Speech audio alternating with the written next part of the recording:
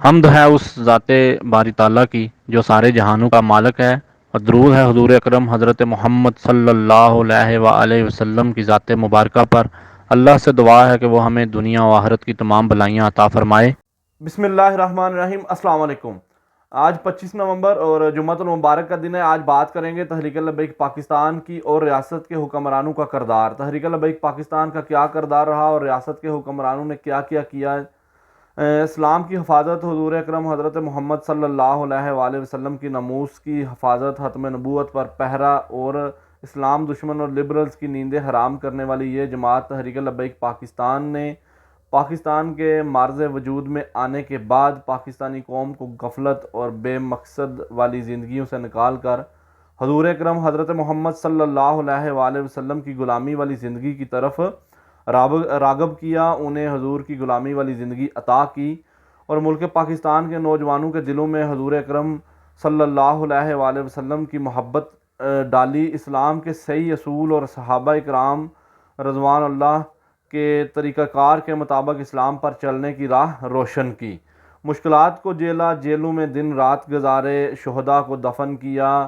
لیکن اپنے جھنڈے کو نیچے نہیں گرنے دیا، اپنے مقصد کو کمزور نہیں پڑنے دیا، اپنے نظریے کو اور طاقت بخشی، بلکہ ہر دن کے ساتھ نئی کامیابیاں حاصل کی۔ اس جماعت کی تعداد میں اضافہ ہی ہوا۔ اس جماعت کے قائدین اور کارکنان پیچھے ہٹنے کی بجائے اپنی گردن پیش کرنا، اپنی شہادت پیش کرنا اپنے لیے فخر سمجھا اور اسی کو پر عمل پیرا ہوئے۔ آج 25 نومبر ہے۔ نومبر 2017 تحریک لبیک پاکستان نے اپنے قائد حضور امیر المجاہدین حضرت خادم حسین رضوی رحمۃ اللہ علیہ کی سربراہی میں فیض آباد ختم نبوت مارچ نکالا۔ اس وقت کی حکومت نون لیگ نے ختم نبوت کے قانون میں جو چینجنگ کی، اس کی وجہ سے یہ مارچ نکالا گیا اور اس وقت میں کی جانے والی تبدیلیوں کو ختم کروایا۔ 25 نومبر 2017 کو تاریخ پاکستان کا بدترین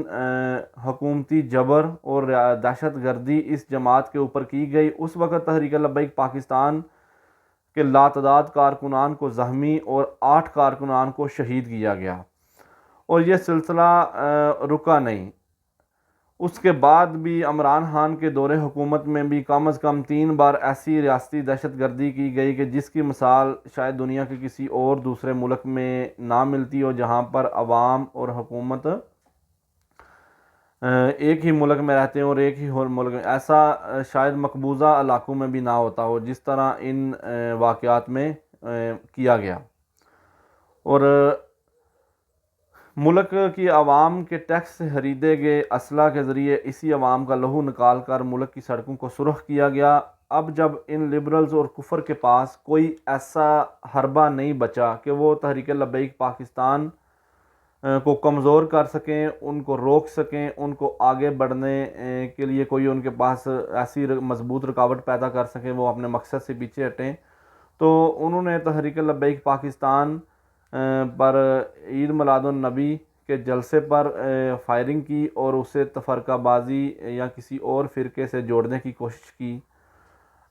جو کہ تحریک لبیک پاکستان کے سربراہ حافظ سعد حسین رضوی صاحب نے اپنی حکمت عملی اور اپنے دانشورانہ صلاحیتوں کے سے اس واقعے سے بچایا اور تمام تر لوگوں کو لے کر واپس آ گئے، لیکن اس افراتفری اور ملک میں ایسی حالت پیدا کرنے کہ اس وقت روک لیا گیا۔ اور اب جب حکومت اس واقعے سے ناکام ہوگی یا کچھ ایسی طاقتیں جو اس واقعے میں ملوث تھی وہ کمزور ہوگی، تو انہوں نے من گڑت الزامات، بے بنیاد الزامات تحریک لبیک پاکستان کو کمزور کرنے کے لیے اس کے اوپر لگائے۔ اس کی ایک مثال یہ ہے کہ 3 نومبر کو پی ٹی آئی کے لانگ مارچ پر وزیر آباد میں کے مقام پر ہونے والی فائرنگ کو ٹی ایل پی سے جوڑا جا رہا ہے، جس کی ٹی ایل پی پہلے بھی مذمت کر چکی ہے جب یہ واقعہ ہوا تھا، اور کہہ چکی ہے کہ ہم ایسی سیاست نہیں کرتے جو کہ میدان سے باہر ہو، ہم جو بھی کام کرتے ہیں میدان میں سر راہ کرتے ہیں تاکہ اگلے بندے کو ہم ہر ایک چیز کا بتا سکیں۔ اس کے باوجود وزارت داخلہ نے تمام صوبائی انتظامیوں سے لیٹر جاری کروائے اور کہا کہ P T I long march کو ٹی ایل پی کے کارکنان سے خطرہ ہے، کیونکہ ٹی ایل پی کے کارکنان بہت جذباتی ہیں اور وہ کوئی بھی کام کر سکتے ہیں، جس پر تحریک لبیک پاکستان نے کہا کہ ہم ریاستی دہشت گردی کے شکار تھے۔ اس وقت بھی ہمارے کسی کارکن یا رہنما نے ایسا جو حملہ کرنے کی کوشش نہ کی ہے اور نہ ہی پلان بنایا ہے۔ ٹی ایل پی کی پوری قیادت ملک میں فساد یا افراتفری پر یقین نہیں رکھتی۔ رانا ثناء اللہ وزارت داخلہ کی طرف سے جاری کردہ خط پر معافی مانگے، اور وزارت داخلہ نے اگر خط واپس نہ لیا تو قانونی راہ اختیار کریں گے۔ اصل بات یہ ہے کہ جھوٹ کی سیاست کرنے والے، کفر کو خوش رکھ کرنے والے، ٹی ایل پی کی بڑھتی ہوئی مقبولیت، اعلیٰ اور دانش مند قیادت، بے لوث کارکنان اور مضبوط نظریے سے بکھلاہٹ کا شکار ہو چکی ہے، اور اب وہ میدان میں تحریک لبیک پاکستان کا مقابلہ نہیں کر سکتے، لیکن سازشوں سے ٹی ایل پی کو کمزور کرنا چاہتے ہیں۔ لیکن یہ بات تمام تر دنیا کے لوگوں کو پتہ ہے، اور یہ پتہ بھی ہونی چاہیے، اور یہ اپنے دماغوں میں بھی لوگوں کو رکھنی چاہیے کہ اسلام کے نام لیوا اور اسلام کی مدد سے چلنے والے کمزور نہیں ہو سکتے، کیونکہ اسلام پر چلنے والے اور اسلام کا نام لے کر چلنے والے صرف اخلاص اور دین اسلام کی خدمت کرنے والوں کے دلوں میں کوئی اور مقصد نہیں ہوتا، ان کا مقصد صرف اسلام کی خدمت ہوتا ہے، اور اسلام کی خدمت کرنے والوں کا اللہ تعالیٰ کی ذات حامی و ناصر ہوتی ہے، اور ان کو کمزور نہیں کیا جا سکتا۔ تحریک لبیک پاکستان میں چمکتا ہوا وہ سورج ہے، طلوع ہوتا ہوا وہ سورج ہے کہ جو اپنے ساتھ نظام مصطفیٰ صلی اللہ علیہ وسلم کی بہاریں لے کر آئے گی، اور پورے پاکستان کے ساتھ عالم اسلام کو اس